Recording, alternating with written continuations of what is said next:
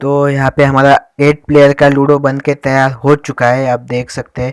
मैंने इसके साथ खेलने के लिए टोकन्स भी बना लिए और डाइस मैंने नहीं बनाया है। अगर और आप और दूसरा कोई वीडियो देख के बना लेना। और मैं देख सकते हैं मैंने पहले भी 4 प्लेयर का लूडो बनाया था।